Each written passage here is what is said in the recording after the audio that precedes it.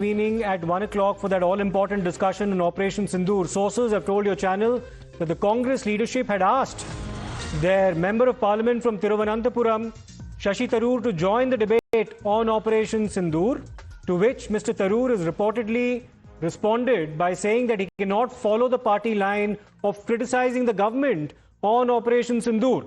He clarified that Operation Sindoor was a success and that he'll maintain that very stand. Now, according to Congress party sources, Shashi Tharoor was contacted by the office of the Leader of the Opposition and the Deputy Leader to speak on Operation Sindoor in the Lok Sabha. However, Mr. Tharoor said that he will speak what he has been saying till now and cannot deviate from it. Remember, he was part of that delegation as well, dispatched to different countries. Let me take this across to Ranjita, who brings us this all-important piece of breaking news. Ranjita, तो Congress party ने शशि थरूर से request किया था कि वो operation सिंदूर पर बोलें, लेकिन शशि थरूर ने कहा कि वो अपने खुद के स्टैंड से डिविएट नहीं करेंगे, कि ऑपरेशन सिंदूर एक सक्सेस था। किस तरह की चर्चा हुई कांग्रेस पार्टी और शशि थरूर के बीच, ये हमें जरा बताइए। बिल्कुल, देखिए, शशि थरूर और कांग्रेस पार्टी के हम कह सकते हैं कि विचारों में और कहीं ना कहीं मुद्दे को लेकर आमने सामने खड़ी है।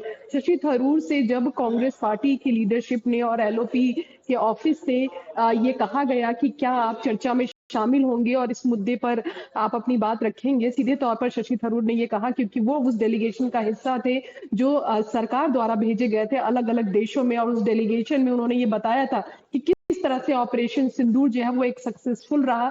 सरकार की तरफ से जो पूरा एफर्ट था उसको उन्होंने बताया। तो उन्होंने कहा कि कहीं ना कहीं जो पार्टी लाइन है उसमें सरकार पर सवाल और निशान खड़े करने हैं, लेकिन वो उस डेलीगेशन का हिस्सा थे जो सरकार के द्वारा जो लाइन कही गई थी वो उसके समर्थन में तो थे। ऐसे में वो अपनी ही बात को गलत साबित होते हुए नहीं देख सकते या अपनी ही बात को अलग तरीके से संसद में नहीं पेश करेंगे, और यही वजह है कि उन्होंने चर्चा में शामिल होने से मना कर दिया।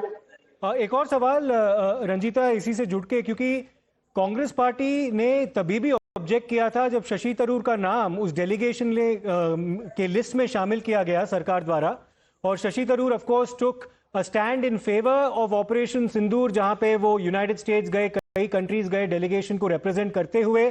क्या कांग्रेस शशि थरूर को बैकफुट पे रखना चाहती थी, उनसे दरख्वास्त करके कि आप पार्टी लाइन के मुताबिक बात कीजिए पार्लियामेंट में और ऑपरेशन सिंदूर को क्रिटिसाइज कीजिए?